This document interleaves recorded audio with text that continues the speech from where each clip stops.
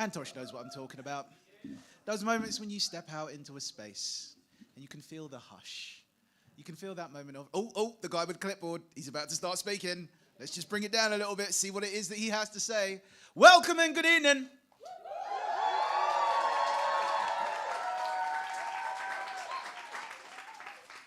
We are gathered here today in celebration of you all and in celebration of poetry and spoken word. Can I get some noise?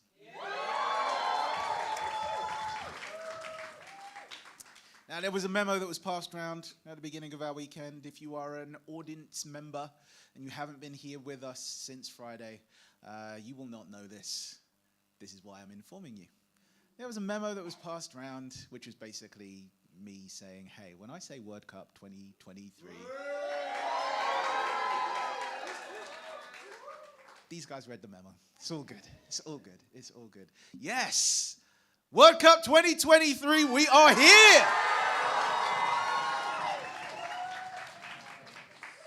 Oh, for many months, people have been gathered together in various different settings around the country, writing poems, editing poems, figuring out how to stand up and share those poems that are pieces of themselves, figuring out how to put them out into the world and how to bring them here for us so we can bring them all together in celebration.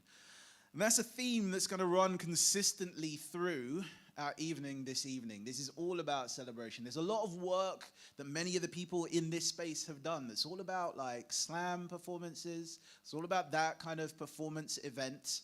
The spirit of WORDCUP kind of emerged and evolved through the notion of slam and slam performances. And there's power in slam, but this evening is not a slam performance event. It is simply, and this is not to say that slams aren't celebrations, but we don't have judges this evening in the way that a traditional slam might have. We have some celebrants this evening, celebrators, right? I'm going to name our celebrators. I'm going to ask you to make a huge amount of noise for our celebrators. I'm going to introduce one of our celebrators in a moment, and you'll see why. But yeah, from my left to my right, we have Denise Smith.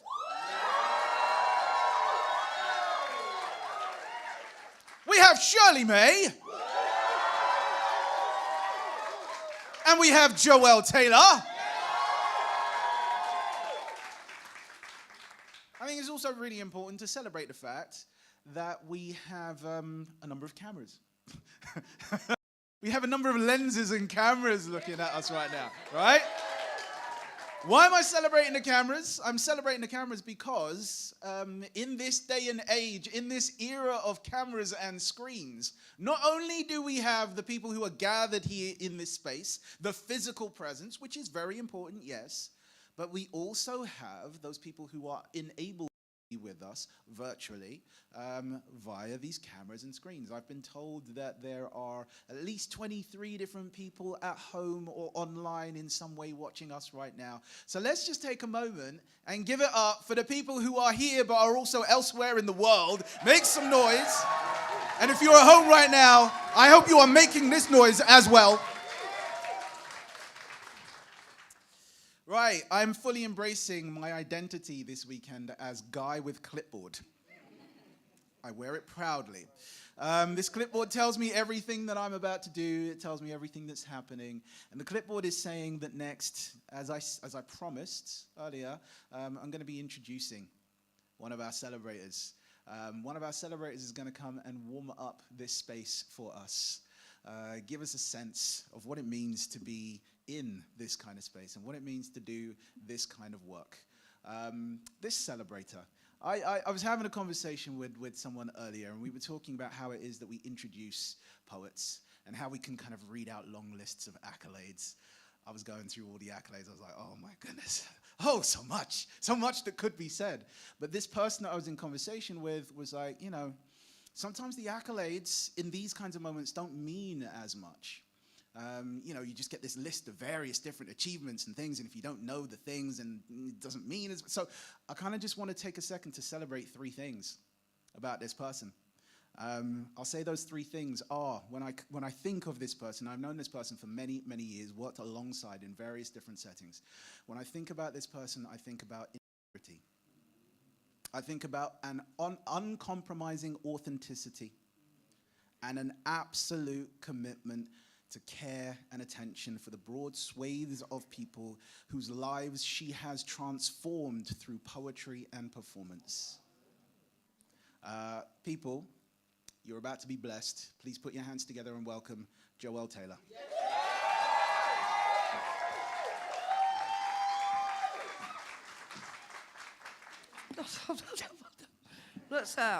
Thank you, Jacob. Yes, we've known each other a very, very long time. And I've been working with Apples and Snakes for a long time. Believe it or not, I was here the very first year of the World Cup back in 2006, was it? 2006. And then it was a slam. It was brutal. No, it wasn't. It was amazing. It was a slam weekend, and they did this miraculous thing where they made a trophy out of ice. Yeah, so the whole weekend was around. This trophy dominated the stage space. And over the weekend, of course, it melted. So the people who won were like, yeah, oh. Which is kind of the heart of slam, isn't it? It's the heart of it.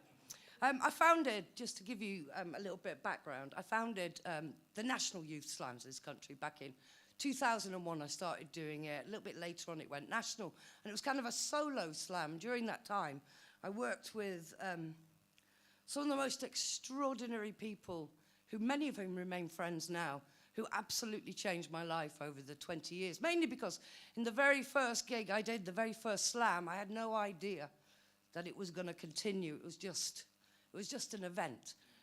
And it was aimed at all the kids who were like me growing up, who, I'm from Accrington. Anybody from there? Back in the day, Accrington was dark. Like, there was not really any connection to art at all. There was no way you could sort of develop your writing or any other kinds of art, except maybe going to college, something like that. So I wanted to set up something that was for kids like me, and took the poets and the writers and the rappers to the kids. So we went out and took the work to them. So in the very first gig I did, I had this bunch of kind of lads who were failing in traditional education, but were banging MCs, absolutely off the scale MCs, and mortal enemies, every single one of them. During that time we had the postcode wars. And the reason the slam continued was this moment in the green room where all these mortal enemies went very quiet and looked at each other, and everybody understood they were about to come on the stage. And the only people who really understood what that was in the space with them. And some of those kids became lifelong collaborators, forgot about all of the wars. So really, slam for me is about those connections. So I'm going to do a really old poem, so I have to have my book. And it's a love letter to slambassadors, and it's called The Correct Spelling of My Name. You, who write revolutionary symphonies from beneath your single bed. You, who type masterpieces on back alley Blackberries that will never be read. You, who has never listened to a single word you have said, who stopped listening to yourself years ago, at the same time your elders did. You with eyes of sniper slits, you with mouths of trenches. You whose friends are skinny grey birds gathered around broken park benches, pecking at breadcrumbs of ice. You whose hollow bones whistle with other songs, who brought the right shoes, but will never belong. You the stiff-tongued, you the mistimed, you the offbeat, you the hurricane-eyed, you pacifist soldiers. You small girls folded into whispering corners, you quiet warriors, furious tomorrows. You with scrubbed-out lips and eyes that are afraid to close. You whose body would not fit into prescribed clothes, irrespective of your size. You switch skin. You survivor of the gender side. You counters of the abacus of stars. You shine eyes, you exploding hearts. You whose mouths are scars. You healing tongues. You who understands two wrongs will never make a righter. You freedom fighter, Saturday night survivor, long distance smiler. And you who found your dream but could not spell it, who sat at the back of the class deciphering whiteboard hieroglyphics, you freestyling dyslexics, council estate prophets, urban mystics, urban mystics who publish poems on street corners from the printing press of your lips, whose eyes, when cornered, are a total eclipse. You who only learned in school that you were stupid, that your name was could do better. You who must work harder, and you who retreats to the far corners of the cave of your hood, who learned to beatbox by following the pattern of fist against skin through a closed bedroom door. You are loved. Even you, with eyes of television static, who practices your heartbeat on split lips as soft and ripped as inner sleeve lyrics. You magical misfit, stuttering in the shadows of the playground, muttering a hidden language. You for whom the streets are your heritage. You who tattoos poetry on sediment skin of tenement buildings. You who never asked, who never questioned for fear of not knowing, for fear of rejection in you. Quiet eye of the classroom storm, who wait most of your life just to be born, who crouches in the corner of the club, proof marking your body. You who was raised in captivity, who spits on the rusting links of your parents' economic slavery. You rocking boy, you flickering girl, who traces a map of an undiscovered world on your inner arm. How can they call it self-harm? You who seek your identity at darkened parties in the clouded faces of strangers. You who traces your ancestry with broken fingers. You beautiful believers, courageous care leavers. You who's once lynched from a branch of your own family tree. You whose anger is hereditary, whose smile is a flashing blade, whose weakness is brave, whose eyes are shallow graves in which each of your parents are buried. See, I lost my family at the supermarket, at the checkout, or the chill out, or the skinny walk home. You, who is a poem you're afraid no one will read. Believe you are not a mark on a piece of paper. You are a prayer. All of you who see a difficult sun when you close your eyes, rise. You have found your tribe. Thank you.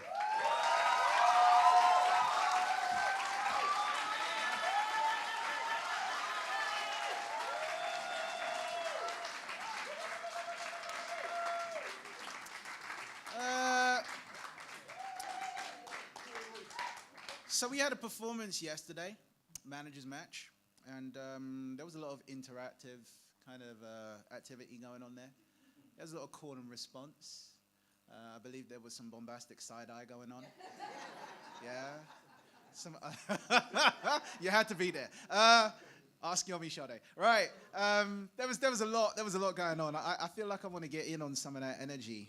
You've heard me saying, oh my goodness, quite a bit through this weekend. And there's something that I've said that's immediately followed that oh my goodness. And it's oh my gosh. So I'm going to say, oh my goodness, and I would love for you to throw back at me and oh my gosh. Can you do that for me? Yeah. Fantastic. Oh my goodness. Oh my gosh. Thank you. We're going to play around with the different kind of tones and energies that we can bring out for that. Can we please, one more time, put hands together for Joelle Taylor?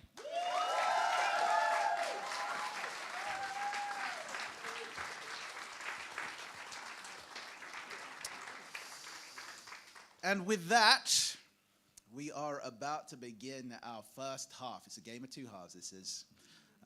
Following in on that Word Cup vibe. The theme for this year's Word Cup is bearing witness. So all of the poems that you're about to hear and see performed in some way respond to that theme. We're going to see teams representing Manchester, Devon, Coventry, Leeds, Suffolk, and Wessex. See the way I just read it in a list and didn't kind of like split them out because we're just celebrating everyone in this space, right? Amen indeed. You will have heard the first team name that I called there. That first team was... Thank you. Let's say that with a little more. We're in the... I mean, come on. The first team is Manchester. Let's get Manchester down to this stage right now, please. Keep that round of applause going as they come down and get themselves sorted.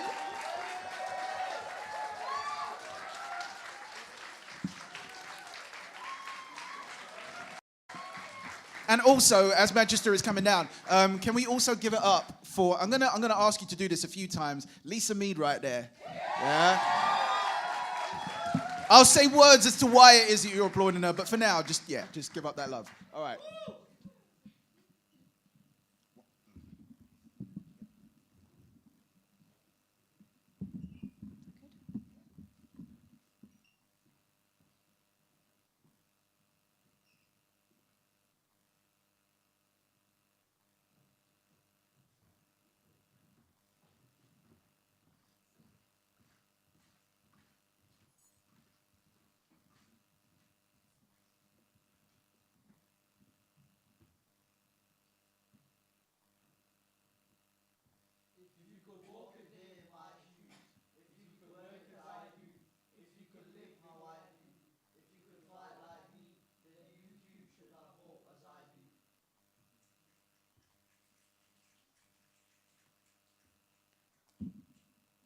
If you could walk a day in my shoes, then for you no challenge will be cruel. And if you can live how I do, then indeed you can escape too. If you could walk a day in my shoes, you'd realise just how much I hate school.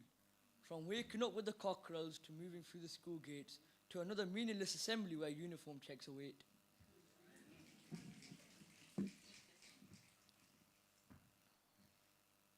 If you could walk a day in my shoes, the challenges I face each day would make you stronger in every way, like being different in a foreign land and being told to go back to Pakistan. The pressure we feel to always compete, the weight of it would make your heart skip a beat. If you could walk a day in my shoes, you wouldn't believe the pain I've been through. Waking up in the morning realizing your phone never charged. Racking up behavior points for failing to get full marks. Dying to fall damage in a 1v1. Every day, dal and rice at home when a smash burger is what you want. If you could join me on the journeys I've been on, you'd face racism, prejudice and stereotype because the colour of my skin affects my life. Crime is kids scared to walk down their own street. So young, so innocent, they're too scared to speak. I would say I have hope for the future, but honestly, I feel as though nothing is changing. Different generations, same discrimination. Will we ever escape the hate and embrace diversity? You think to yourself, I hope people change. Maybe with time, We can mend our ways.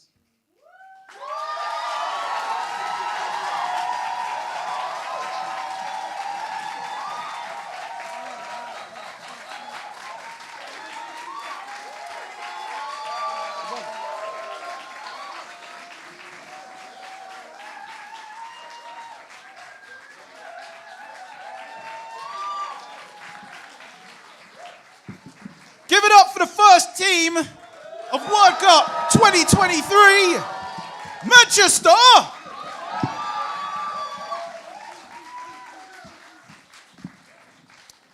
Oh my goodness! All right, some people remember, it's all good. We'll get you all there. We'll get you all there by the end of the show. It's all good, it's all good. We're also going to bring back some call and response from some WORDCUP history. Maybe go back to some WORDCUP 2010. We'll see who remembers.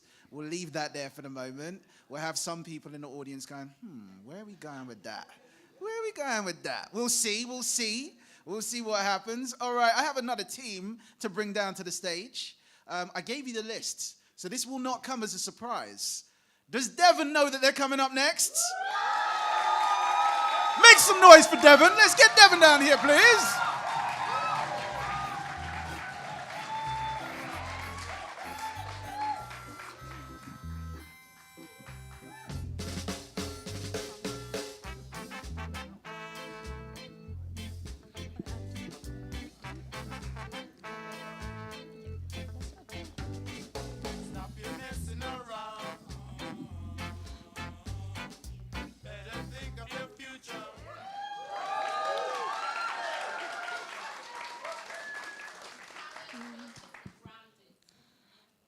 Obey.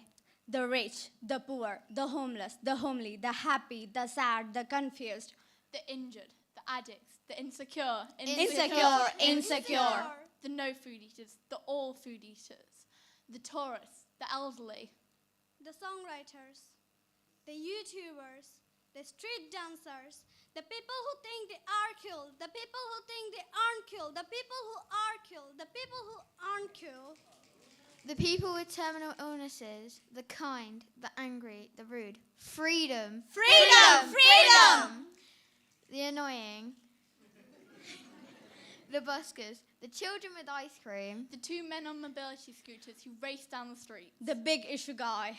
The old people on the benches in Victoria Park. This is a collection of our people. This is a collection of our people. This is a collection of our people. This is a collection of our people.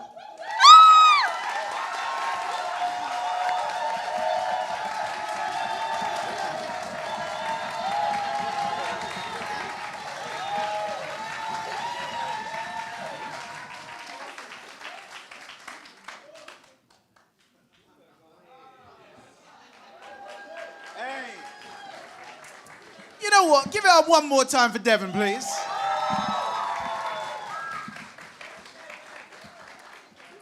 It feels good, huh? When you stood here and you done your thing and everybody's up there and people are standing up, you know. People are actually standing up and feel good, no? All right. Wow. My goodness. I love the variation in the energy. The energy. You're matching the energy. I like it. Reese, you can stay. All right. Wow. We are moving swiftly through our program. I'm going to say this also. I love the fact that this is a collaboration in many different ways. So I observed one of the workshops that was being run through this weekend.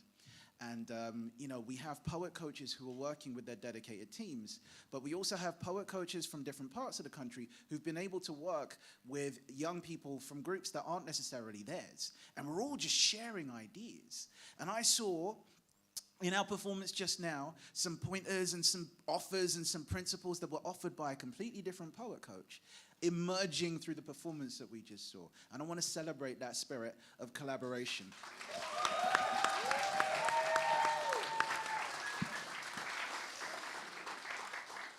All right, so we are moving around the country. We just came from Devon and we are speeding to Coventry. Let's get Coventry down here, please.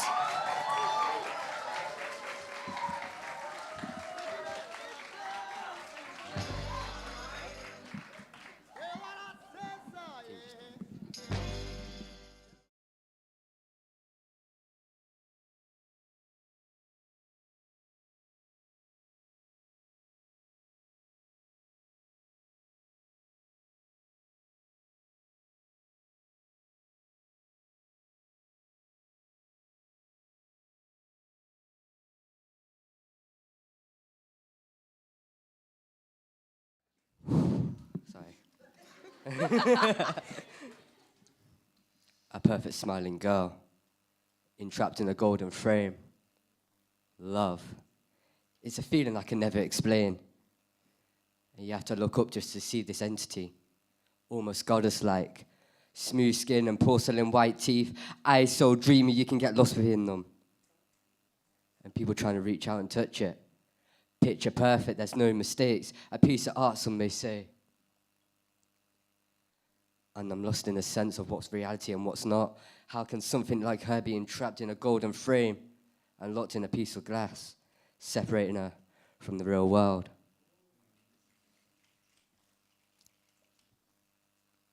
This is supposed to be a ring, so let's pretend it's a ring. It's meant to be a token of love. Glistening, glowing binding. Made from going gold, poured from the Holy Grail. Blessed by God, kissed by 1,000 suns. It's just a trinket now. Dull and dirty. Cold seeps through its permeable metal, black as the heart that gave it. Shrouded in soot and a mother's sorrows, yet it remains malleable, open to change, unlike its wearer. It's seen too much. No eyes, but it has their initials. Once sparkled, glittering, covered in glittering naivety. Look at it. Look at it now. Keep it at the back of your mind, but don't let it make you blind. Me? I don't want an expensive tiny cage. I don't want to wear a stupid trinket. I want what I wear as an announcement. I want a token of my love for my love. We also have love, but our tokens of love lay in evidence room 1. A back closet full of black wallets, black latex gloves, and black baggies labeled with a couple bad contents. This room is the museum that tells the story of the hood. Stripped goods for our own good is questionable, as they allowed our freedom to be taken away, allowing the lure and obsession of oppression. These goods tell us the story of our youth and those before us. Metal poles and plants imported like Macladoros, sawn off, and Wessons, the most prized possession. Taken from the hood and plastered in the museum to heal our wounds and past transgressions, they say. To apparently avoid regression, they say. More or so jail time over psychiatric sessions, they say, would be better for us. You see, ways to avoid these prized possessions were never on the whiteboard during lessons. So how can we not see the prize in possessing? My brother Abdi once said, freedom through a chain is a false sense of freedom. Our freedom lies in the contacts that can't be explained, but are chained and locked away in this museum of what we deem prized possessions. They see victory and conquer in them backrooms. These museums represent our freedom and culture on a strip from whom look like a couple of goons, now in a 4-walled stone-cold room. Do you see what I'm getting at? These bad contents free us from the cards we were given, and that's why these possessions are so valuable to us. That back room is more than just evidence room 1, but a museum of prized possessions that lay beside a man whilst he was saying is our father, and when his brethren was in the next room reciting his duas.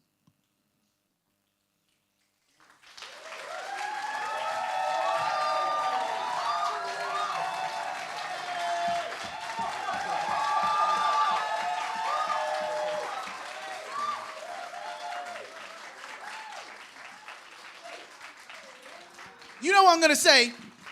Keep it going for Coventry.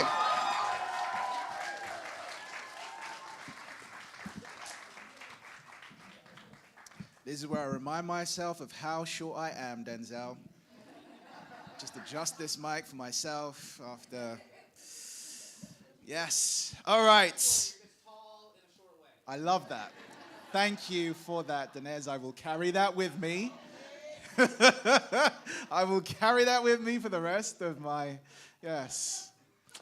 Right, moving swiftly onwards. If you have heard a line that has had you clicking your fingers, make some noise. If you have heard a line, image, or detail that has in some way resonated with your own personal experience, make some noise. If you have heard a line, image, or detail that in some way has moved you, make some noise.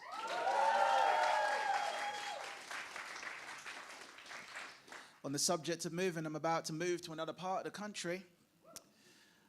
You know where we're going next, because again, I've already told you this, as if it's coming as a surprise.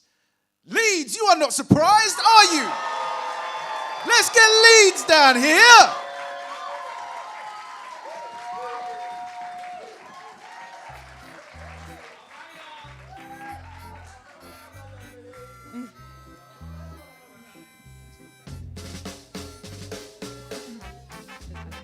Mine needs adjusting a little bit.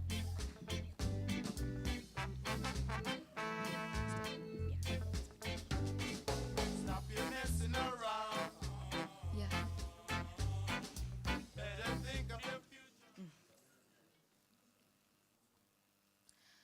Bearing witness. Bearing witness. Bearing witness. Bearing witness. The ocean observes.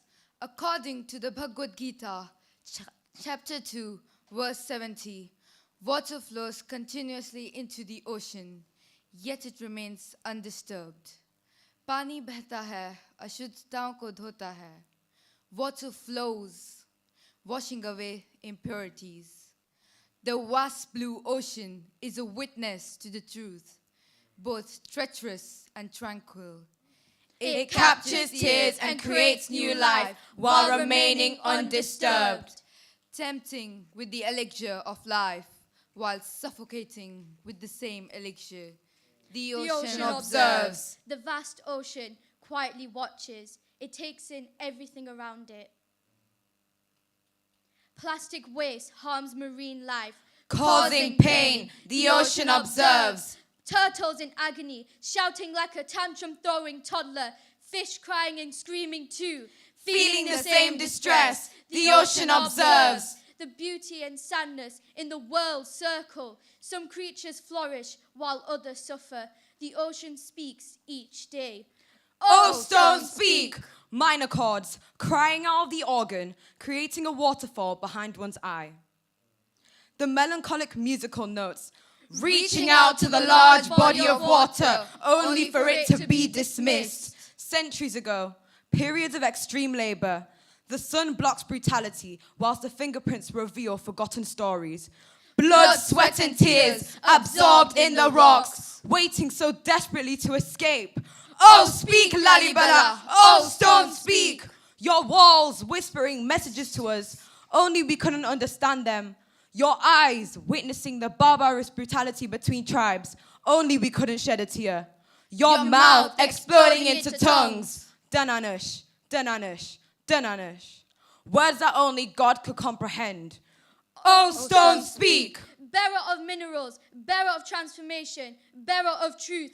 Great jagged edges towering over civilization. Witnessing change, witnessing revolution. Oh, stone, speak! Tell me what you've seen with your great, large, thorough eyes. Tell me what you felt when man and metal machines dug deep into your core. When man and metal machines tried to break you down piece by piece. When man and metal machines took minerals for self-gain. Oh, stone, speak! Tell me what you feel. Tell me the emotion brewing. When you saw the bloodshed, when you heard the screams of agony, when bodies trembled in fear. Oh, stone, speak! Of those who disturbed your peace and tried to overshadow the history embedded within every brick and stone used by humans. I'm curious about the history of the stone structures created. Tell me of your proudness. Tell me how you hold history with precious stones and bricks, utilized by humans to narrate stories. Tell me how a holy cathedral has human DNA looped into your existence. Oh, stone, speak! Elaborate on how you manage to maintain your eternal and infinite nature, even amidst destructions. Oh, stone, speak! Oh, stone, speak! Oh, stone, speak! When you saw the bloodshed. Oh, ocean, speak! When you heard the screams of agony. Bear witness to when bodies tremble in fear.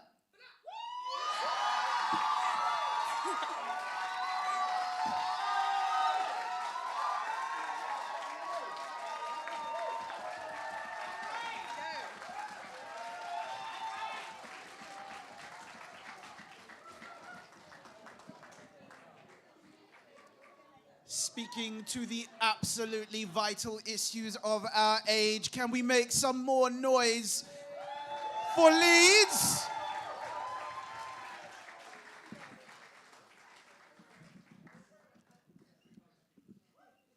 It's a wonderful thing when you get to observe people's responses to poetry.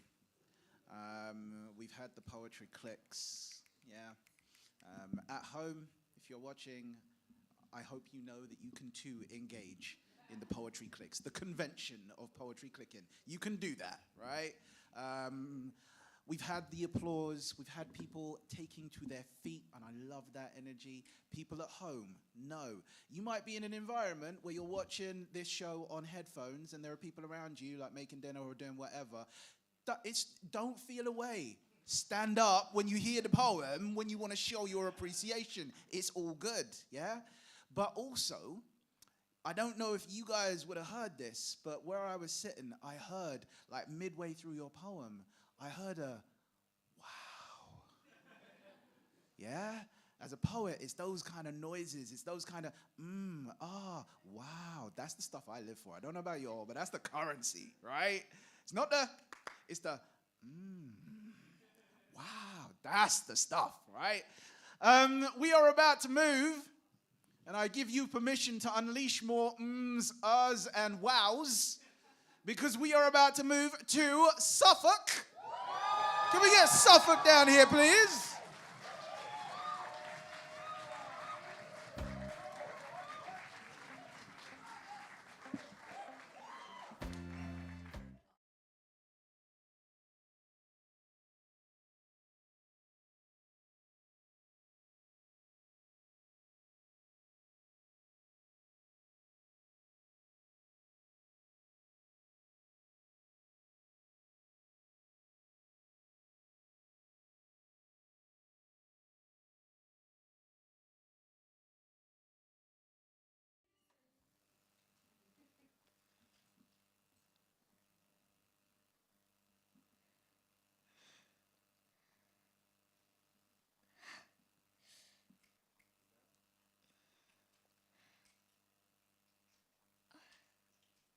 I like Rainbows. The way the sky goes from purple to pink to red. I watching the sun go down. I like the colour purple. It catches my eye and brings out my personality. I like the colour pink. It reminds me of Pink Lemonade and an album called Lover. I like the colour red. It reminds me of the flower rose and the movie Scream. Erland's syndrome is a visual processing disorder that makes it difficult to make sense of visual information. At first, the doctor thought my colour was green, like the grass or a leaf, and then turquoise, and now blue, like the sky or the ocean. Blue is the colour I see off, blue is the colour I read off, blue is the colour I ask for when white is given. When I write on blue, the words don't jumble up and float off the page like bubbles or clouds. I joke like it's funny. It's not.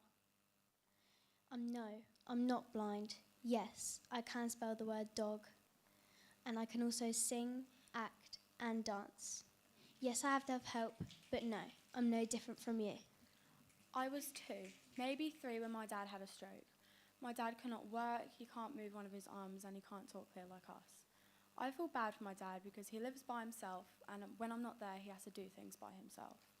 When my dad had his stroke, he lived at my house for 2 years, and during those, my mum had to sleep on the sofa because there was no room. I didn't think people helped at all, like how the doctors didn't help save my aunt in time and now she's gone. But my mum helped Jade's dad. I learned that people come from unexpected places and that we all need help. I need to put aside something I had with Jade and trust people that can actually help. So thanks my mum because she helped me along for showing me that everyone needs help. This is for what makes us human. My mum found my dad a flat and now he lives all alone.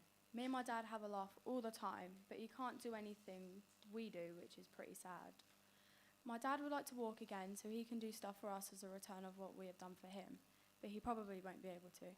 Yes, my dad can't walk, but no, he is no different from you. Girls group is a big part of my personality. Some of them are boring, I still turn up. I'm not a girly girl. We're a supportive community, but the truth is I'm worried. I'm worried if I open up my heart and tell them I don't know how they'd react. You know what? I like to wear tracksuits, I like to wear trainers. And yes, I worry I may not be accepted for this. Yes, I know what makes me happy, and no, I'm no different from you. My little sister Caitlin has a disability. She has anger issues and is bossy. She struggles at school and she can't listen. Sometimes I feel scared around her because she swears and hits me. And yes, I do love my little sister. And no, she is no different to you. You know, I don't like the way fizzy drinks feel in my mouth. I like the beach, not Felix though, was a bit too brown. I like the way Soft's always smiling. We are scared. We are proud. We are fun. And no, we're no different from you.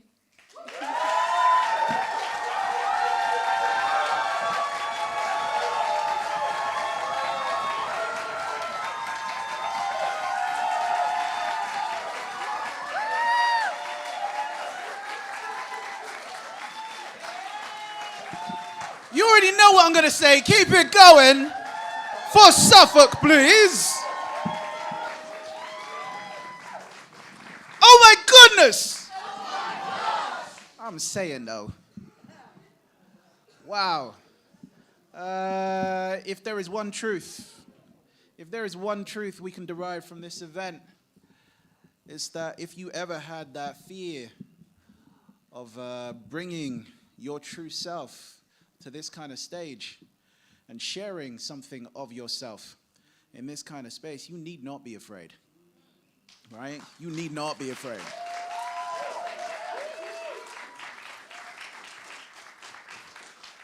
This is that space for you to bring those pieces of your heart and mind and to share them with us and to have your audience stand and applaud you for that bravery, for that courage, for that willingness to share. I mean, come on. World Cup 2023, this is poetry. Yeah, this is poetry. All right, we're not going to stand on ceremony for too much longer. We got another team to bring down to the stage. Can we please give it up for Wessex?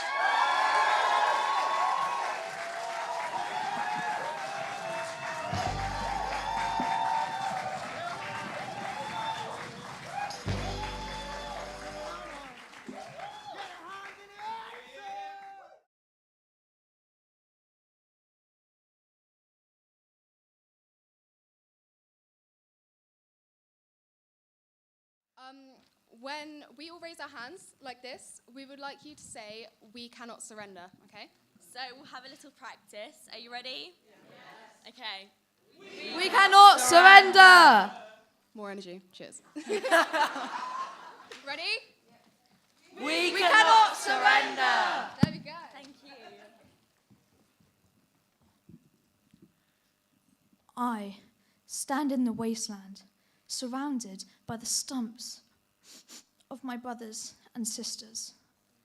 Black sludge and lingering fumes, residue of factories spread throughout barren ground. I stand defiant. The last light in onset darkness. We cannot surrender. I am the woodcutter, the one who cuts until there is nothing left. I've done as my family have done for a century, and today I will make the final cut. I am the roots, the woody tributaries that anchor my children. I am their earthly current, searching the depths of the soil for hope. Is there anything left? I am the branch who points to the sky, the one who is always grasping for the highest heights. Only the birds who dare to dream can perch upon my arms. And I am, still, a caterpillar. Day 56, I wake up again, no different from the last time, trapped in this cocoon, enclosed within a blanket of security, hoping it will endure. I am the bird whose future was stolen. Wire bars, harsh noise, this is all I know. I have wings, yet I cannot fly. I have a beak, yet I cannot forage. I have a flock, yet we are separated. We cannot surrender. The clock strikes 12 as I carry the family's axe out to the forest, though only one tree remains. How many have fallen to the blade? What is a forest of no trees standing? I am the reason this tree stands. I am the mouth, the tiny little sources that built this giant. I built the trunk and bark, my armor and shield. I am the branch who is whipped, ravaged, and sizzled, yet I still leap for the sky. Will this remain my home if I become a butterfly, if I become what all children love? The branch who remains on the last tree, who makes the best out of the worst. Or will I have to leave, glide into the fading horizon? I gnaw the wild birds. Today is the day I will break free. I will fly for the only thing that gives me hope. We cannot surrender. Will this be the last time I raise my axe? What will my worth be once I've made this final cut? My life empty, without purpose. Well, why can't I stay idle in this cocoon forever? Soaring through the sky, a gentle breeze beneath my wings. My time is running dry. Everything I built will soon be eroded. We cannot surrender. The first strike is the hardest, to cut through the silence of this wasteland, yet I can hear everything as I mark the tree. Something holds on in the distance, a beacon of bark like wrinkles, lush living leaves, nourishing sweet fruit. I think I found it. This is the end. Why can't I remain, cradled by the gentle breeze of a summer's day? Will I still bloom hope through my leaves?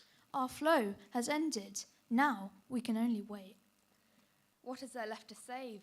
Today I raise the axe. The air runs thin.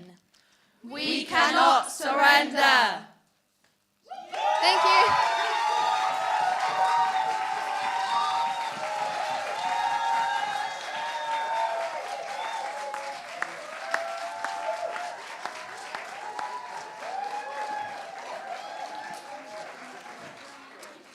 You know what? Hold on. Right? Wessex, yeah? Y'all had people standing up to applaud you. Y'all are just like, yeah, thank you very much. Wessex, stand up where you are, please. Give it up for Wessex, please.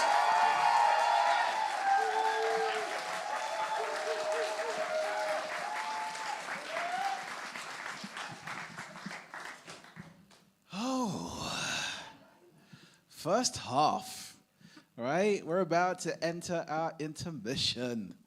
Oh my goodness, intermission? I just want to hear poems all the time. I don't want to stop. No intermission, just go straight through. Nah, we're going to take a break. We're going to process everything that we've just heard. I mean, I love the fact that we're having poems here that are challenging a human-centered vision of the world, right? We're pushing the breadth of poetics here. It's absolutely wonderful. As someone who's been working with people and poems for a very long time, it's a wonderful thing to see this range of perspectives coming into this space. We have had a first half of an amazing event. We're going to take a little 10-minute break now. We're going to come back for the second half of our amazing event. Now, when I say 10 minutes, I know you're poets, right? So when I say 10 minutes, I do not mean 20. I do not mean 50. I mean 10 minutes, please. Time is a fluid thing. All right, 10-minute intermission. Enjoy yourselves. Celebrate each other as you go through. Share your respect for some of the lines that you heard, and we'll see you back in your seats in 10 minutes if you are at home. Now is 10 minutes that you have to make use of your available resources. Make some tea. Get some biscuits to hand. Resituate yourself. See you in 10 minutes.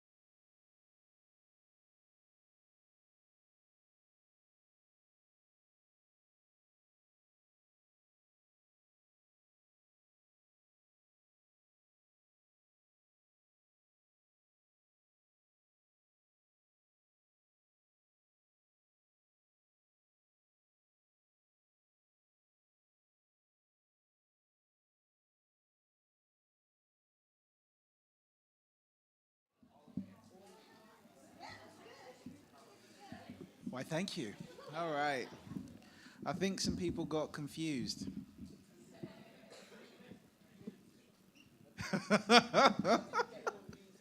I think some people got confused. They heard me say intermission and they thought I said after party.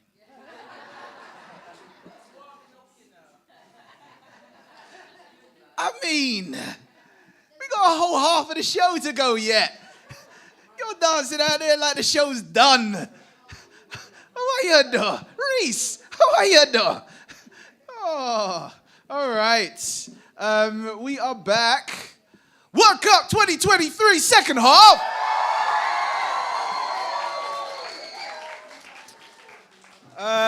In the theme of celebration, I want to celebrate the fact. Now, earlier I said that we had like 23 people online. It turns out that actually that number has changed and shifted over. We have 125 people.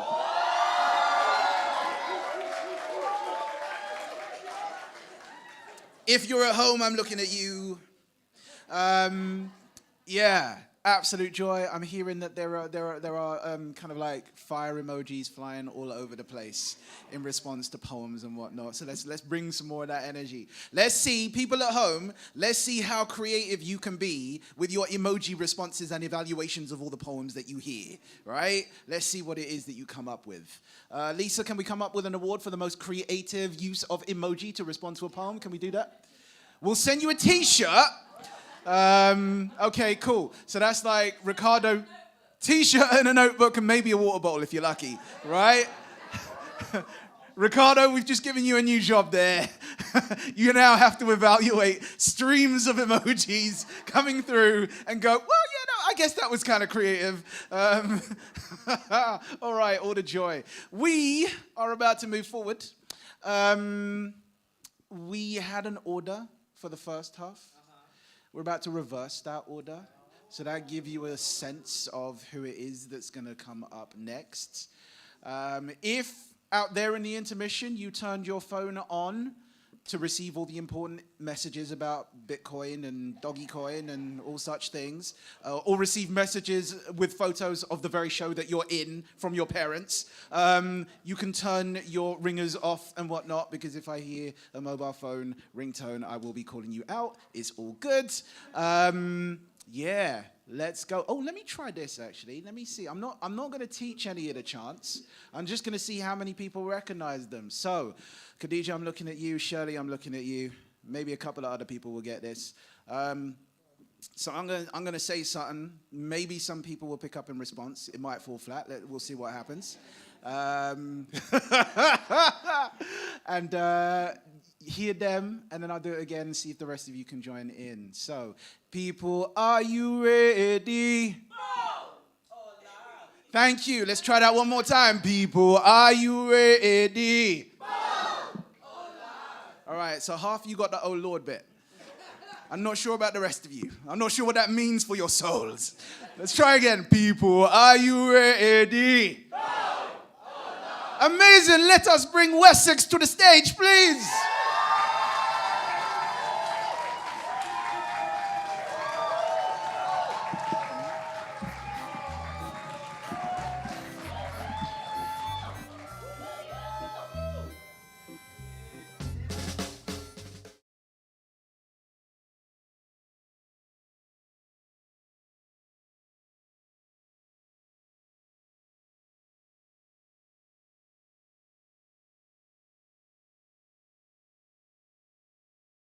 Somewhere between a meal deal and death.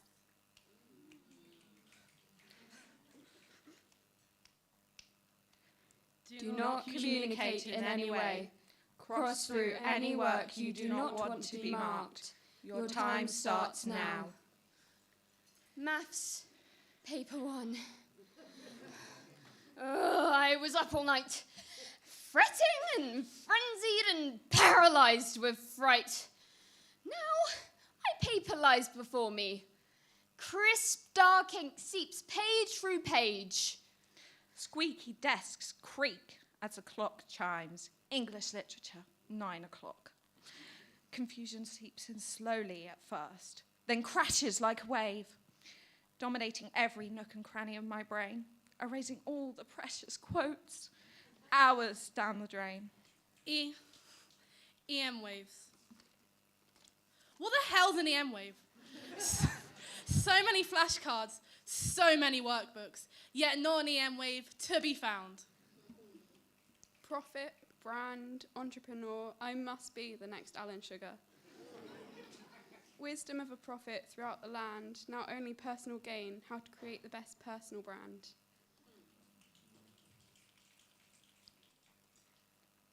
The silence echoes throughout the room. A shadow, following like a diligent dog, waiting for me to drop a treat. I never see you when I turn to look for you, but you're always there, an enemy lying in wait. Should I be waiting for you to strike? Out, damn spot, out, I say. Humans are so strange. So obsessed with risk-taking, I end up taking an exam with the whole purpose of making me a better risk-taker. In other words, gambling. Our way of trusting you. Trusting that when we take that step off that ledge, you will be there, arms to the sky, waiting for my embrace. Vector. It lives in the vacuum of my mind, lost amongst the lack of particles and longitudinal waves. No sound, except the rustling of papers and distant coughing. Exams steal my time. In the same unavoidable way, white liquid crawls through my veins. Goodbye to today. What do you do with the time you steal from us? Why do you hoard it away, leaving us unknowing of the fact that you continue to take? Daylight robbery, day after day, night after night, hoping we might not notice the slight against us. My time is near. I know this as well as I know today is Wednesday. Room as cold as a coffin I will soon lie in. How much time is left? 30 minutes till the end? The end of my life? The silence echoes throughout the room. And what is a tangent? The formula, it lies at some forgotten basement of my brain, as elusive as tetrachloromethane. Wrong exam, never mind. I can see the letters curl tantalizingly. It was something squared over something to the power of 3, potentially.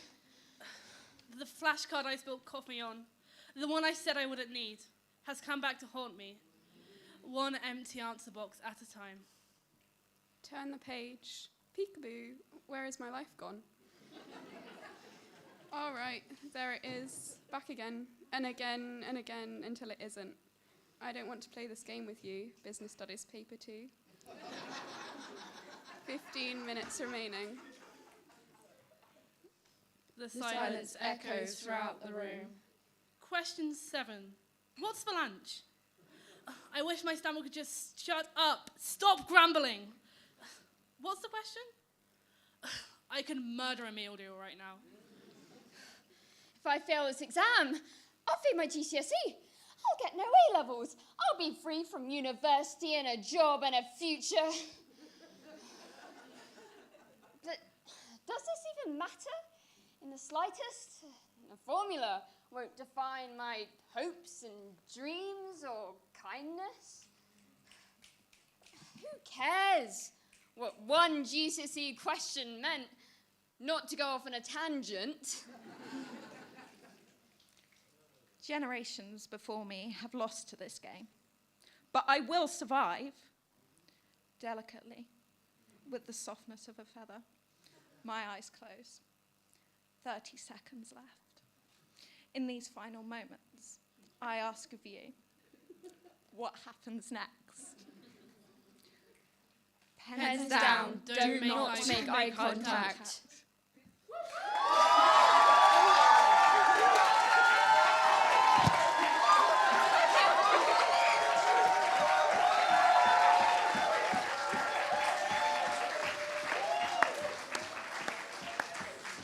Look at that. They stayed that time. They stayed to receive their applause and their adulation. Like it, and well deserved. Oh, you brought back some memories there. I was not an exam person myself. I was one of those people who'd be like, after the exam, listening to all the conversation with people saying, yeah, so what do you think about question number 5? And I'd be like, question number what now? Excuse me? There was a 5th question? Rethink my life now. Can we give it up one more time, please, for Wessex?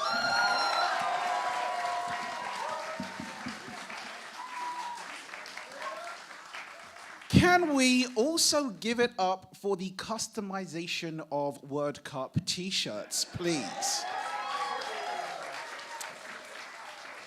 We celebrate creativity in all its various forms, yes? Speaking of creativity, we're going to move on to another part of the country. And again, there is no suspense here because you know where it is that we are going. We've just had Wessex. We are now moving to... Give it up for Suffolk!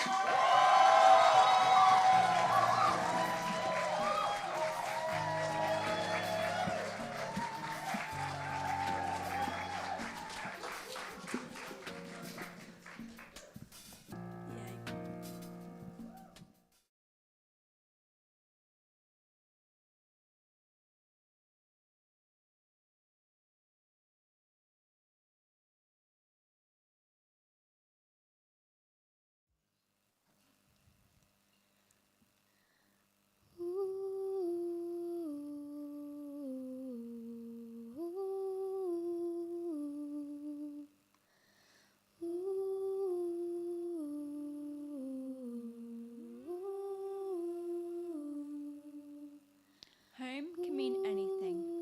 Home can be different for anyone. Home is somewhere or something that makes you feel comfortable and means something. Sometimes, friends can help you open up and you can trust them with your secrets. That could possibly be your home. Evie's in my class. She recently left a toxic friend group and we've been hanging out a lot. Me and Evie have a lot in common and I know her really well. Nature can be a big part of your personality. Nature can feel like home. My home feels amazing. I look out my window as the sun sets, as the tree sways,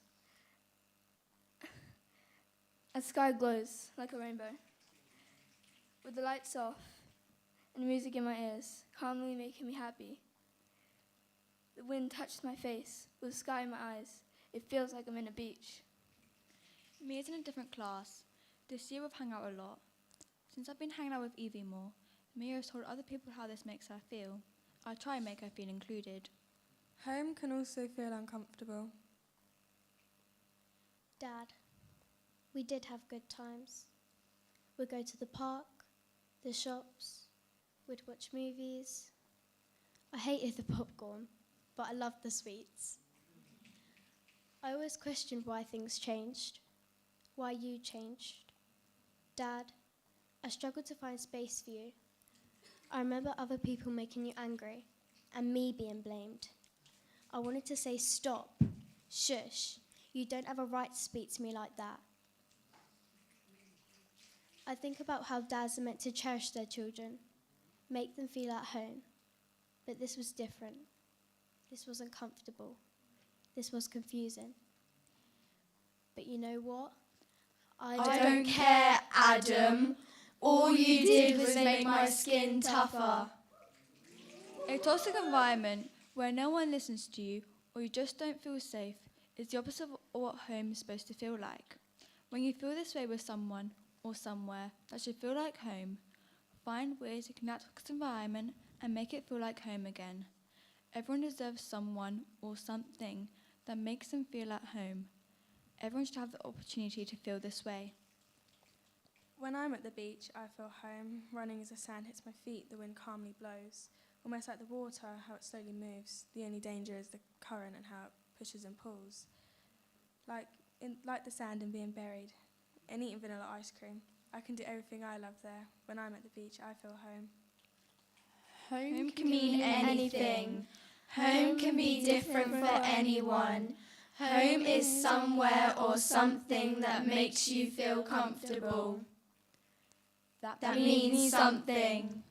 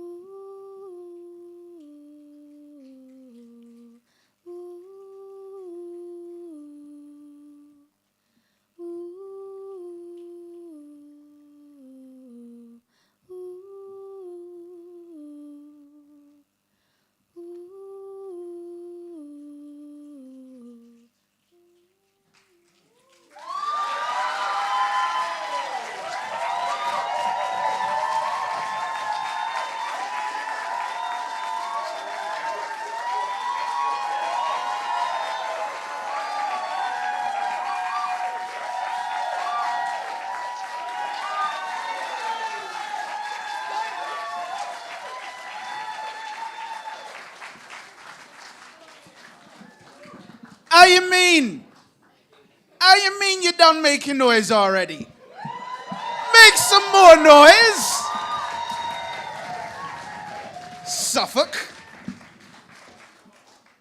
I apologize.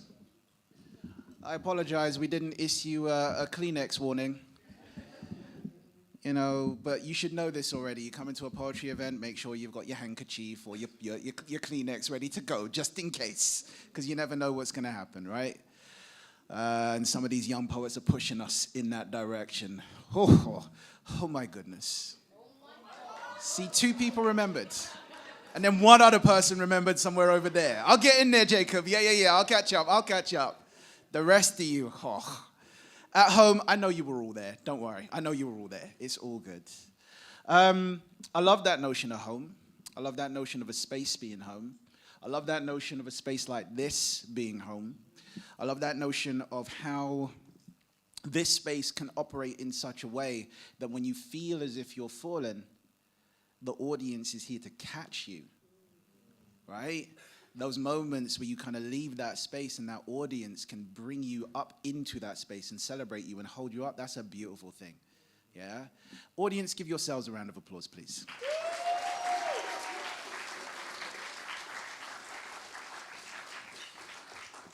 People, are you ready? Yeah. Manira knew where I was going there. Everyone else is just like, yeah, we're ready. Yeah, Jacob, we're ready. Manira's like, boo! All right. We're about to move on. We just had Suffolk. We know where we're going next. Can we say the team? Leeds. Denise is right there. Make some noise for Leeds!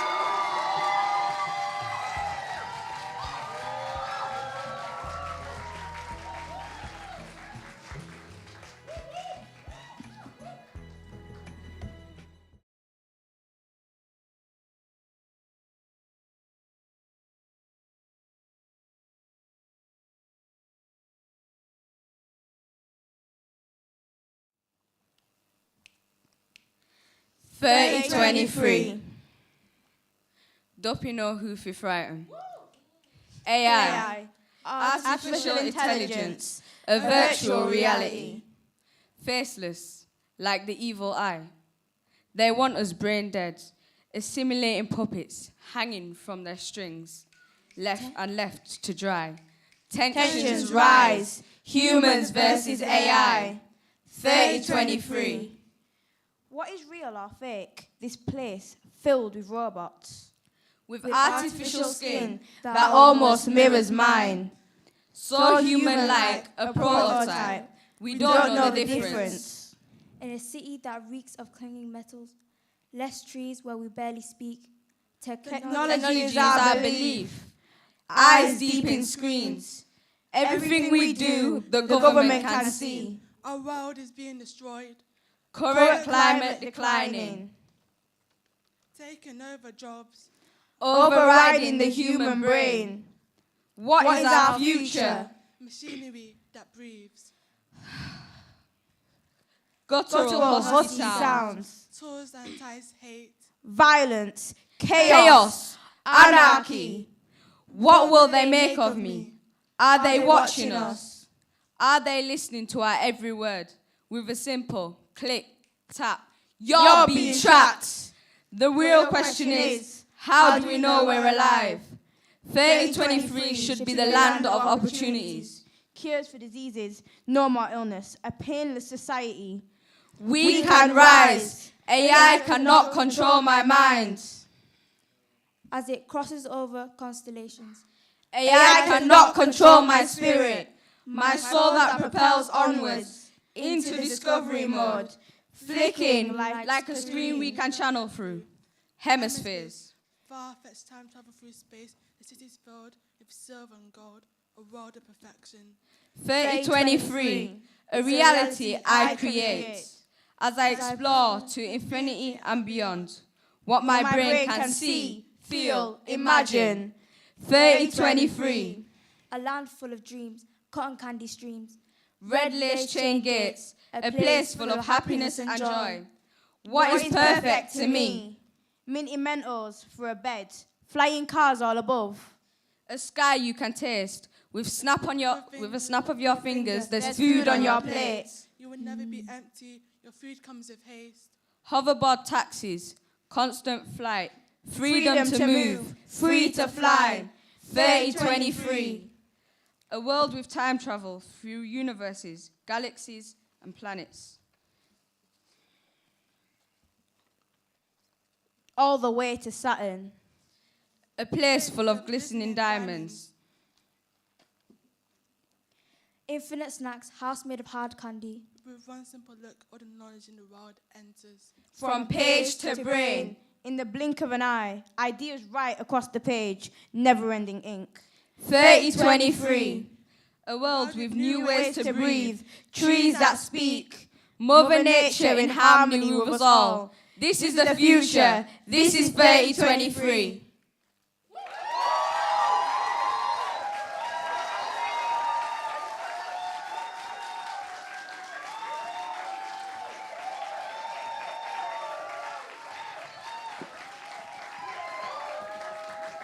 And there is nothing mechanistic here. And yes, we are listening. And yes, we know that we are alive because we hear and feel every word that you just shared with us. Please give it up one more time for Leeds.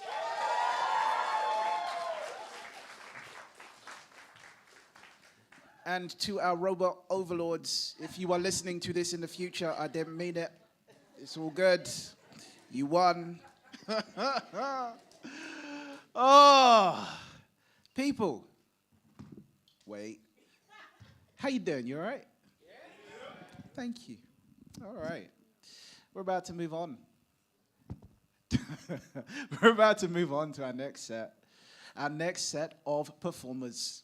Do we know where we're going? I love it. Y'all are there. Y'all are there.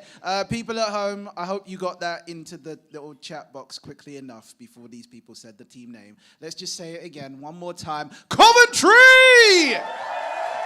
Let's get some Cov down here.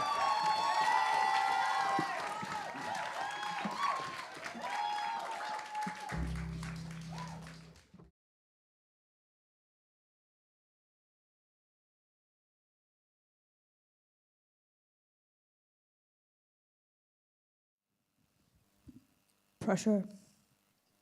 We all feel it, don't we? Does everybody feel pressure?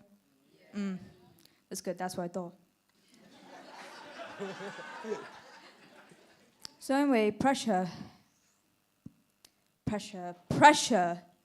is a pile of bodies pressing against you in the public transport when you don't know who's touching what through your fly or who's casting an evil eye.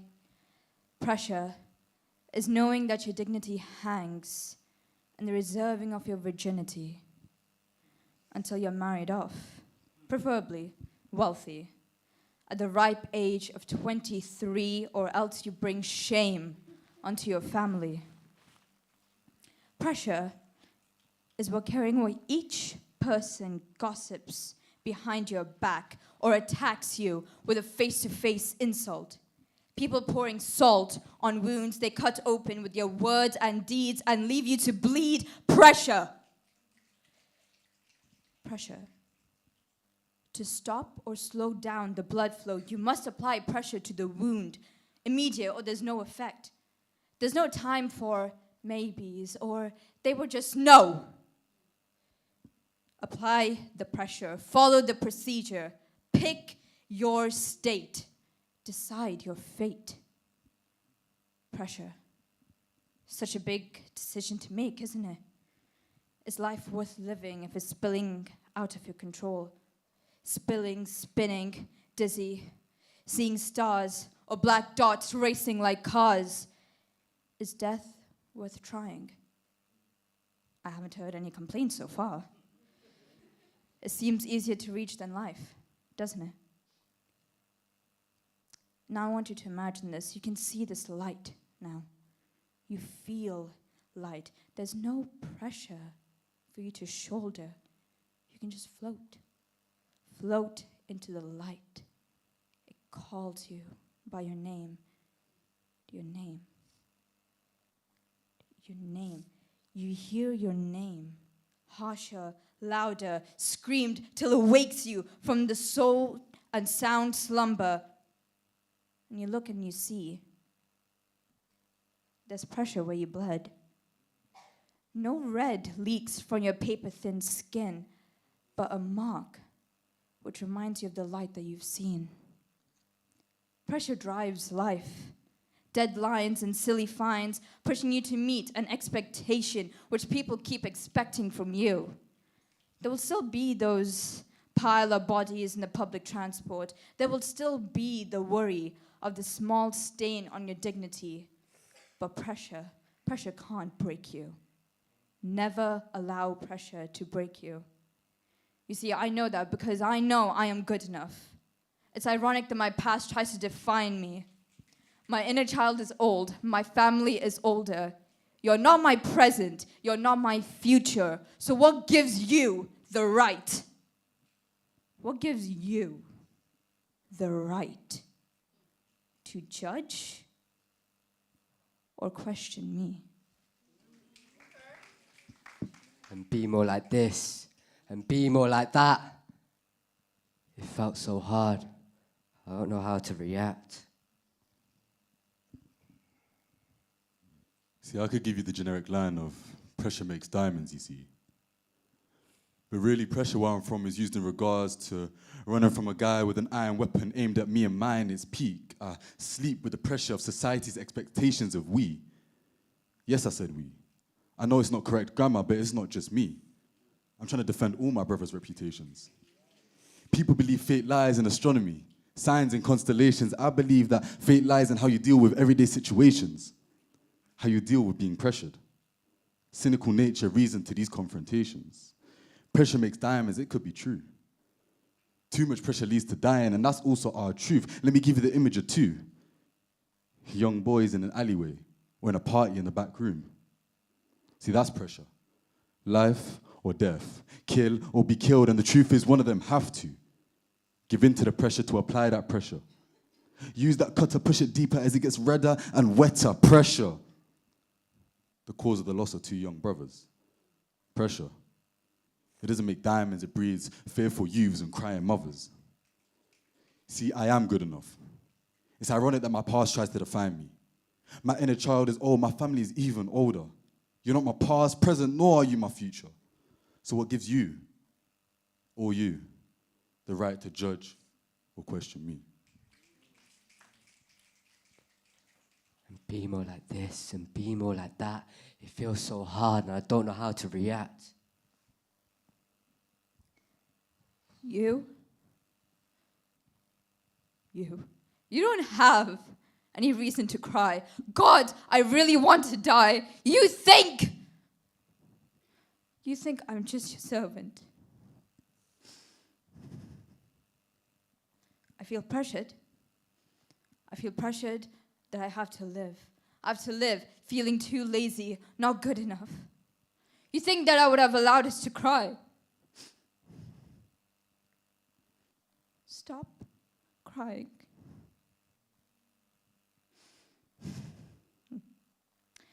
Stop crying.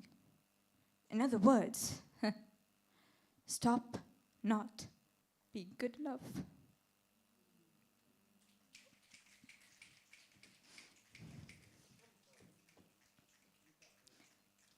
Thanks. How can I be smarter? My friends, they shout to me, I am the smartest. How can I be good enough? Love tells me you're the best person I know. You're perfect. They help me remember that I don't live just to prove a point. They help me remember that I am good enough. That it's ironic that my past tries to define me. My inner child is old. My family is even older. You're not my present, and you're not my future. So what gives you the right to judge or question me? What does? What gives you the right to judge or question me? Be more like this, be more like that, and be more like this, and be more like that. And be more like this, and be more like that. It feels so hard and I don't know how to react.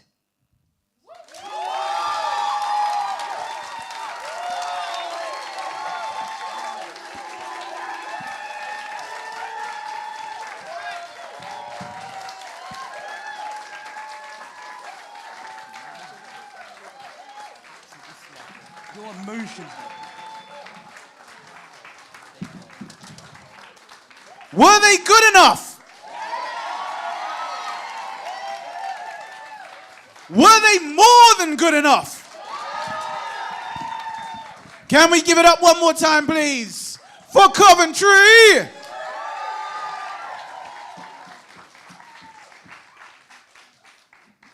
And I will always take an opportunity to big up this one right here. Can we give it up for Lisa Me, please?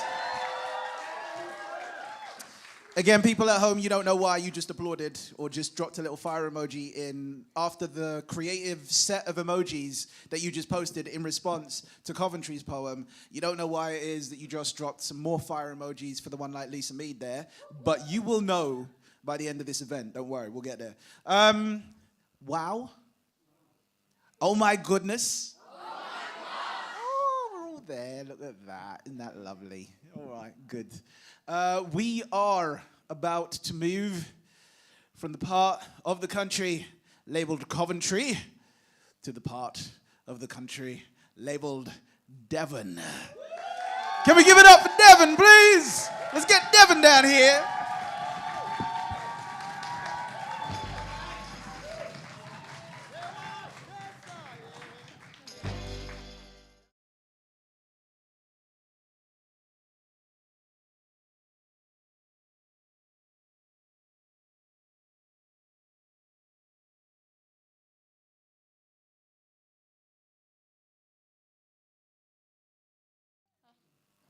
Hi. Whoa, I didn't expect everybody to say hi back. This is English Riviera. They take a look at Torbay. English Riviera, they say. £4.99 cinema tickets. So cheap. Please, just take a peep. Through the curtains into our lives. Some atrocities can't be described. Run down. Abandoned. Sheltered. Dangerous. Judgment, the evaluation of evidence to make a decision. They judge a book by its cover and unwind our backgrounds before asking. They think we're all farmers and slop in mud. They laugh and assume we're scruffy and take things for granted. This all needs to stop. Why do people think I'm God? Why? I want people to know me who I am, not from others' view. Only from me, only from me. Open-minded, talkative, smart, dramatic, true. Confusing, kind, childish, true. Quiet. Sometimes. I don't love them, never express feelings, false. I don't like tour, boring, false. I will change my culture or religion, really, really, really false. It's really false. They take a look at Torbay. Torbay. English Riviera, they say. They say. £4.99 cinema tickets. So cheap. Please, just take a peep. Through the curtains into our lives. Our lives. Some atrocities can't be described. Can't be described. They take a look at Torbay. Torbay. English Riviera, they say. £4.99 cinema tickets. So cheap. Please, just take a peep. Through the curtains into our lives. Our lives. Some atrocities can't be described. Can't be described. They take a look at Torbay. English Riviera, they say. £4.99 cinema tickets. So cheap. Please, just take a peep. Through the curtains into our lives. Some atrocities can't be described.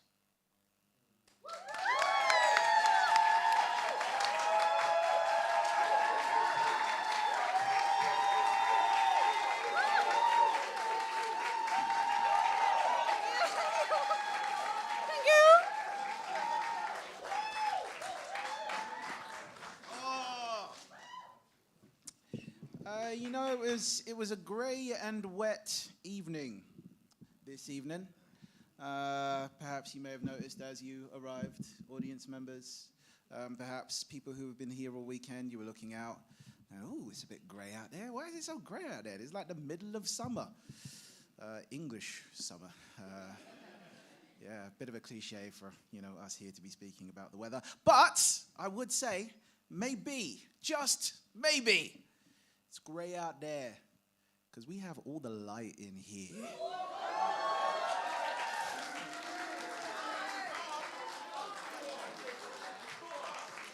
Can we give it up one more time for Devon, please?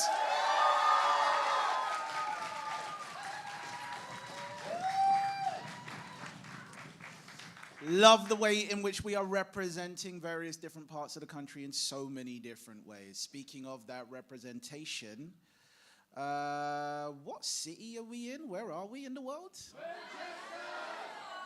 Nah, y'all didn't nail that. Y'all didn't land that. Give me a bit more energy, a bit more oomph, a bit more bombastic side-eye. Yeah, right? Where are we right now? And as such, let us get a Mancunian team down to the stage right now. Give it up for Manchester.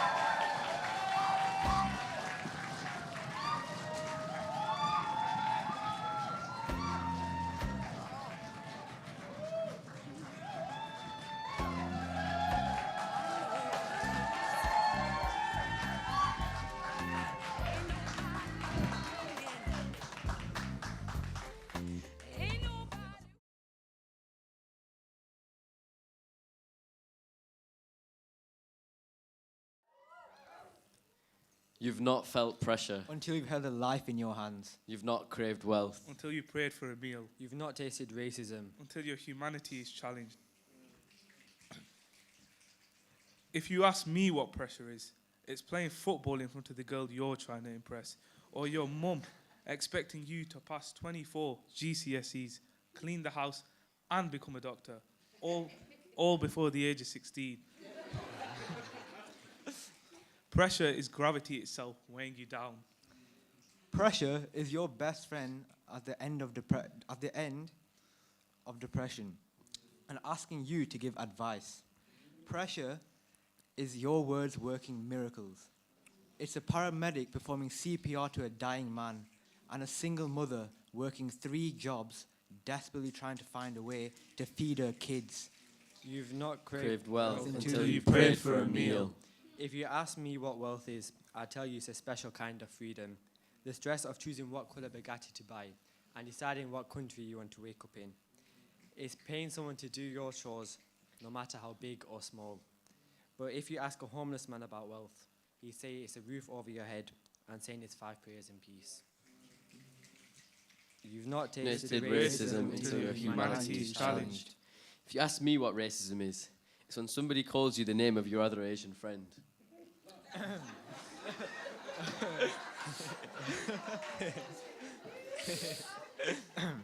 It's the people who say you can only become a taxi driver. Racism is when you walk down the street and an old white woman crosses to the other side. It's George Floyd's neck under a police officer's knee. The smashed windows of Larry Wisdom and the shattered dreams of Anthony Walker. It's being told to go back to your own country when you're already in your own country. You've not felt pressure. Until you held a life in your hands. You've not craved wealth. Until you prayed for a meal. You've not tasted racism. Until your humanity is challenged. Thank you, thank you.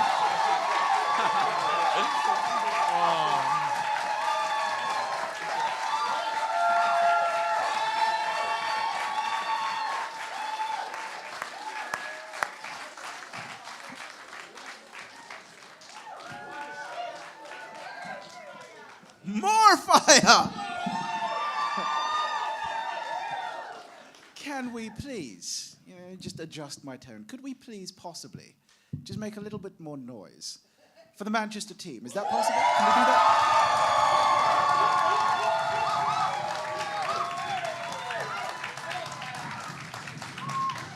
Fire bun! All right. Wow. You've given... So at this point in a slam, I would say, wow, you've given the judges a hard time. Because the judges will have to decide something and whatnot.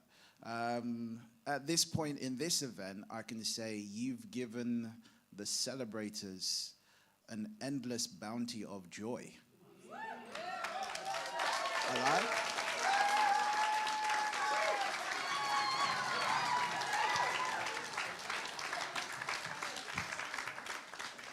That was Shirley's Oprah Winfrey moment. I was like, you get applause, and you get applause, and you get applause too. Everybody gets applause. Wow, okay. Right, so it falls to me to say we have reached the end of this main part of our program. I know, that's the vibe. That's exactly what I was hoping for. And people at home are expecting the tears emojis and all of that business right there, yeah? So we've reached the end of that main part of our program. But I want to just say a quick word, and I want to bring someone on just to round us off. So the word that I want to say is just to be mindful for you all. When you are participating in something like this, WORDCUP, you are becoming part of something that has a legacy. So you heard Joelle put words to the fact that WORDCUP 2023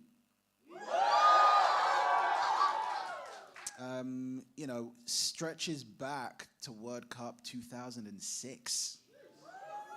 In being here, you become a part of that kind of legacy that stretches over the years. So you become part of something larger. You also become part of a movement, a way of being, a way of existing in the world that stretches not just across the country, but around the world, right? You become part of something international. And with that spirit in mind, I'd like to invite another of our celebrators to the stage. Again, just to round us off for this evening.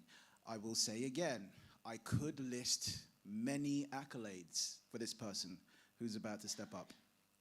I'm not going to list the accolades. I like hearing my accolades. Let's see. I want to say this. I have crossed paths with this person in many different places around the world. And every time I've crossed paths with this person, I have known that I am in the presence of someone special. When I think of this person, I think of love. I think of an unassailable fierceness. And I think of someone who... Thank you. Okay. That can stand. Yeah, okay, cool. And I think of someone who is unafraid of speaking truths, even if those truths hurt. Yeah? Can we please put hands together and welcome Denise Smith.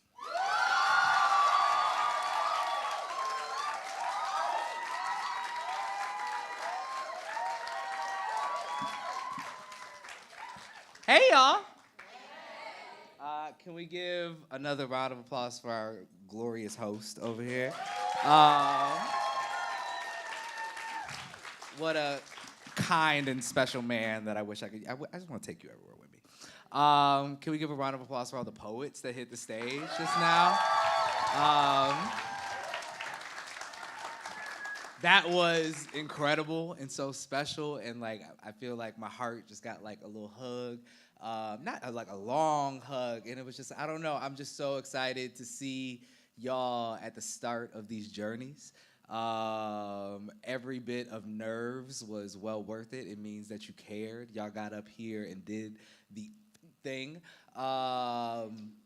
It's so, I was like, I don't know, I'm like looking at y'all, and I remember me and my little poetry friends when we were 13, 14, 15, getting on these stages and doing it for the first time. And some of you might not be poets when you grow up, but this experience and being around poets and poetry will forever change the way you look and interact with the world. Some of you will be poets for the rest of your life, and we'll be seeing you on stages like this forever. We'll be buying your books, we'll be buying your albums, we'll be cheering for you when you win those awards.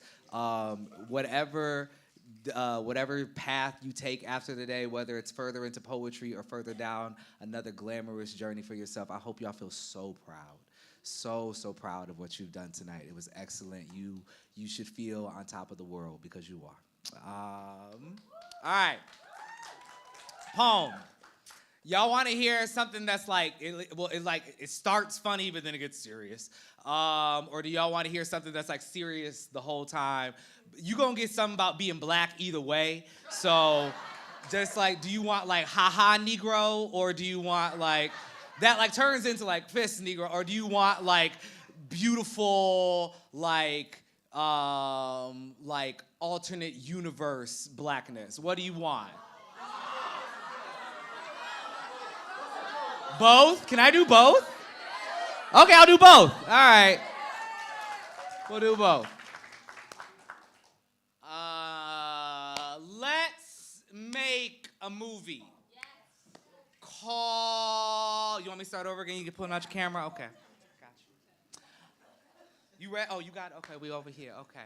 One more time. Let's make a movie called Dinosaurs. In the hood, Jurassic Park meets Friday meets The Pursuit of Happiness. There should be a scene where a little black boy is on the bus playing with his toy dinosaur, then looks out the window and sees a T-Rex, because there has to be a T-Rex. Duh, it's a dinosaur movie. What the hell did you think was gonna happen? Oh my God. Don't let Tarantino direct this. In his version, the boy plays with a gun. The metaphor being black boys toy with their own lives, the spitting image of his father, the foreshadow to his end. Skip all that. The kid is playing with a plastic triceratops or brontosaurus, and this is his proof of magic or God or Santa or some weird freaky lizard Jesus Saint Nick thing. I don't know. I want a scene where a cop car gets pooped on by a pterodactyl. I want a scene where a corner store turns into a battleground, but please don't let the Wayans brothers in this movie. A lot of y'all are way too young to know who the Wayans brothers are, but trust me, like 5 years ago, that really hit. Please don't let the Wayans brothers in this movie. I don't want any racist shit about Asian people or overused pan-Latino stereotypes. This is a movie about a neighborhood of royal folks, the children of slaves and immigrants and addicts and exiles, saving their town from real-ass dinosaurs. I don't want some cheesy yet progressive, sexy, Hmong, hot dude hero with a funny yet strong black girl buddy cop film. This is not a vehicle for Will Smith and Sofia Vergara. I want grandmas, real grandmas on the front porch taking out raptors with the guns they hid in the walls and under mattresses. I want Cecily Tyson to make a speech, possibly two. I want some of those little spitty, screamy dinosaur things that go, I want Viola Davis to save the town in the last scene with a black fist afro pick through the last dinosaur's long scaled neck. And this can't be a black movie. This movie can't be dismissed because of its cast or its audience. This movie can't be a metaphor for black people and extinction. This movie can't be about race. This movie can't cause black people pain or be about black pain. This movie can't be about a long history of having a long history with hurt. This movie can't be about race. Nobody can say nigga in this movie who can't say it to my face in public. No chicken jokes in this movie. No bullet holes in the heroes, and nobody kills the black boy, and nobody kills the black boy, and nobody kills the black boy for once. Nobody kills that black boy. Besides, the only reason I want to make this is for the first scene anyway. That little black boy on the bus with his toy dinosaur, his eyes wide and endless, his dreams possible and pulsing and right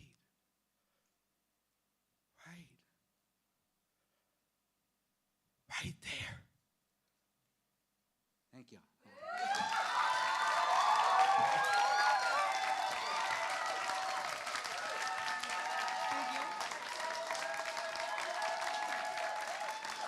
Thank you.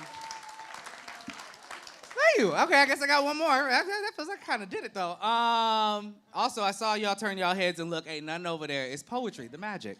So this second poem, I'm like shaking now. It's like often like you'll discover the more poems you do, were some of y'all shaky when you got off stage? Yeah, all that summon and power into you. This next poem imagines an afterlife that is exclusive to black men and boys who were murdered by the police and other avatars of white violence and white supremacy. It is possibly in the voice of Emmett Till, who was a 15-year-old black boy in the States back in 1955, who was murdered for falsely being accused of whistling at a white woman. This poem is called Summer Somewhere.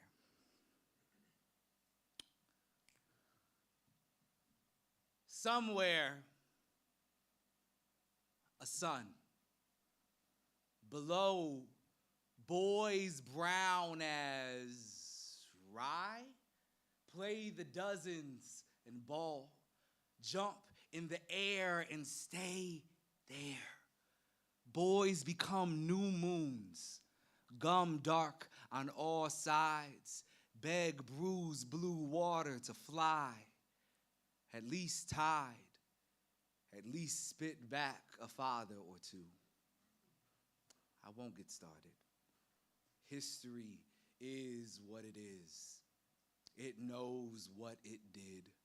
Bad dog, bad blood, bad day to be a boy, color of a July well spent. But here, not heaven, not earth, we can't recall our white shirts turned a ruby gown. Here, there's no language for officer or law, no color to call white. If snow fell, it'd fall black. Please don't call us dead. Call us alive, someplace better. We say our own names when we pray. We go out for sweets and come back. No need for geography now that we're safe everywhere. Point wherever you please and call it church or home or sweet love. Paradise is a world where everything is sanctuary and nothing is a gun. Here, if it grows, it knows its place in history. Yesterday, a poplar told me of old forests heavy with fruit that I'd call uncle, bursting red pulp and set afire, a harvest of dark wind chimes. And after I fell, it kissed sap into my wounds.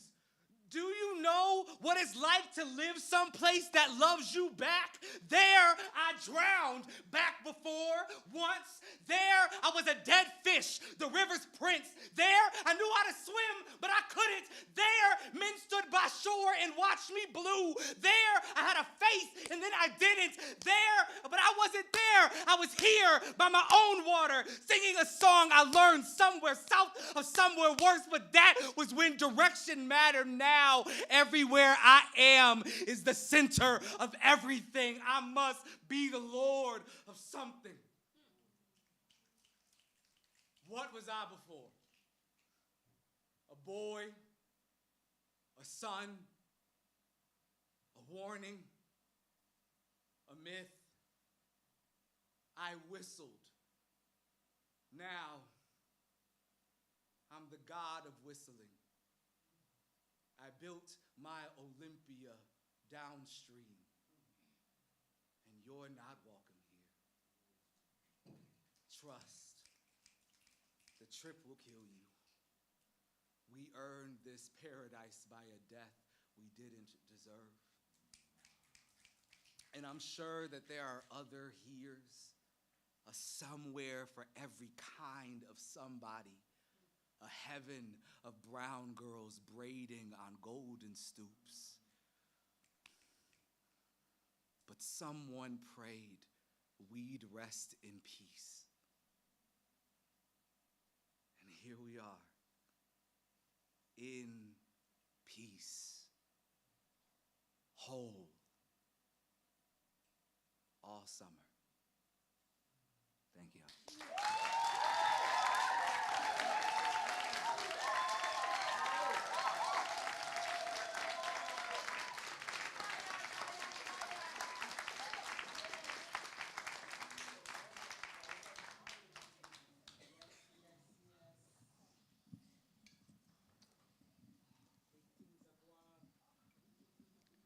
love saying a thing and having that thing come true.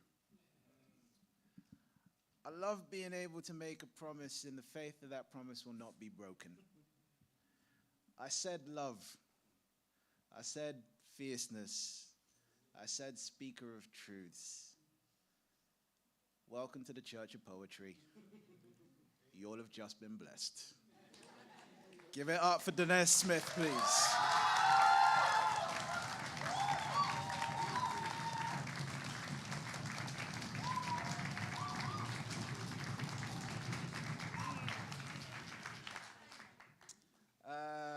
We are at what some people might determine to be the end of this particular event.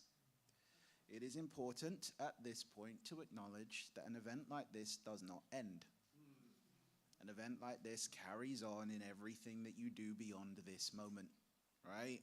So whether it is that you continue to write, as Denise was saying, maybe we'll see you on stages like this in the future. Maybe we'll buy your books. And I remember, as Denise was saying that, I was hearing some people nearby me saying, yeah, that's going to be me. That's going to be me. You're going to be buying my book. Yes, right? Even if you don't have a career as a poet ahead of you, these experiences can change you. Yeah, this event does not end at this point. You get to determine how it carries on. Yeah. It is customary at this point in an event to offer some thank yous. Can I ask you to join with me? I'm going to say some names, and the customary way of respecting those names is to make some noise. So we're going to have just a period of noise making. People at home, again, I don't care who your neighbors are. I don't care who's above, below, on either side. I don't care how awkward it might be for you in the middle of the library that is open at 9:30 on a Saturday evening if you are in a library, or whatever space it's in where you are watching this. You get to make this noise too, right? Can we please make some noise for the Manchester Poetry Library? That's Becky, that's Roma, the whole Manchester Poetry Library team. While we're making that noise, can we make some noise for Manchester Met University, please? Hosting us here. And with that, all the members of staff who've made us feel welcome. Give it up for John, up there in the heavens, who made us sound good all the way through and gave us music in between moments. And John, I'll be looking for your Spotify playlists. Thank you very much. Yes. Can we make some noise, please, for our celebrators? Denise Smith, Joelle Taylor, Shirley May. While we are celebrating Shirley May, can we make some noise for Young Identity, please? Can we continue making noise for the people? So we've made noise for John, who's been making us sound good. But can we also make some noise for the people who've been recording us on cameras and making us look good? That'll be Ricardo. That'll be Alex with the photographs. That'll be Deeren right there. Yeah, making us look good for the people at home. Can we give it up for the people at home? That means people at home, you're bigging yourself up right now. Yeah. Can we also, please, we're getting to the heartfelt moments. Everything's been heartfelt. We're bringing it in a little bit. Can we make some noise, please, for the Apples and Snakes team? Yeah! That's Nat, Iman, Jamal. There's a special thank you for someone on the Apples and Snakes team coming in a moment. I'm going to save that till the very last. We know why.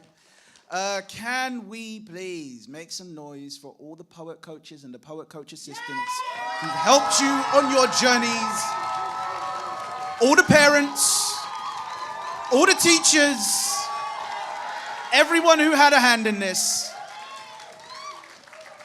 all the partners, all the organizations that were responsible for supporting this and making this happen. Keep that noise going. It's not going to go for too much longer, don't worry, we'll save your hands momentarily. Work with the feet as well. The feet can work. That's what I like. Yeah? Think we're almost there.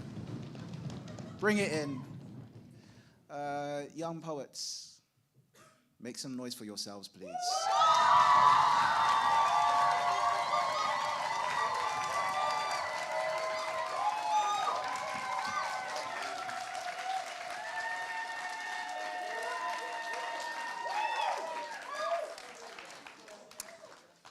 I think that's just about everyone. Thank you, Jacob. Oh.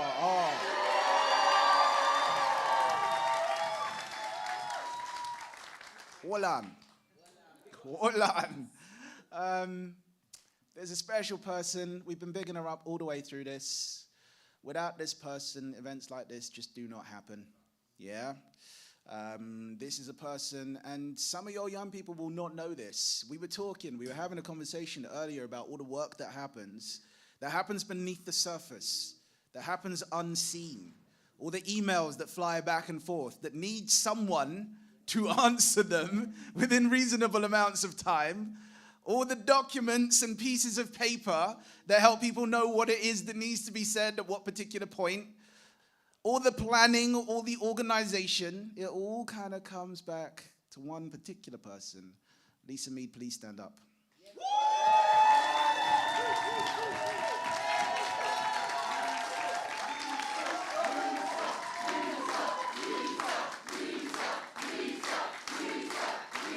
Lisa, I told you about the Kleenex moment. I told you, I warned you.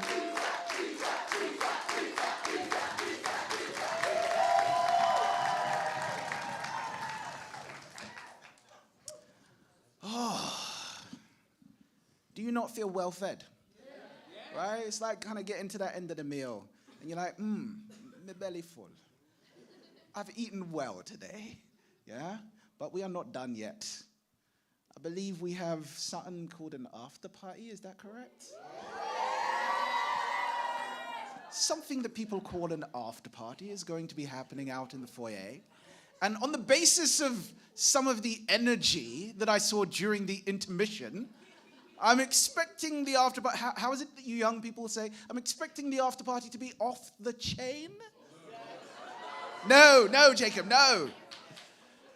However y'all say it.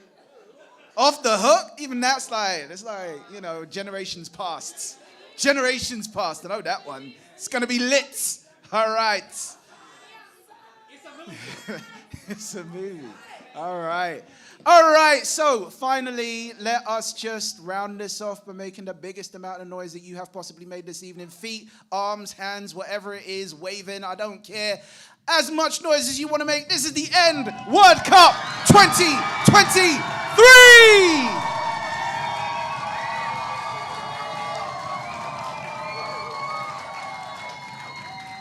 Good night, people at home. You can stop making noise now. You can stop aggravating your neighbors. People in here, will see you in the after party. Good night.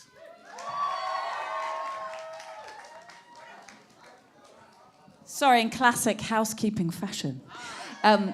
Obviously, go outside, have a great time.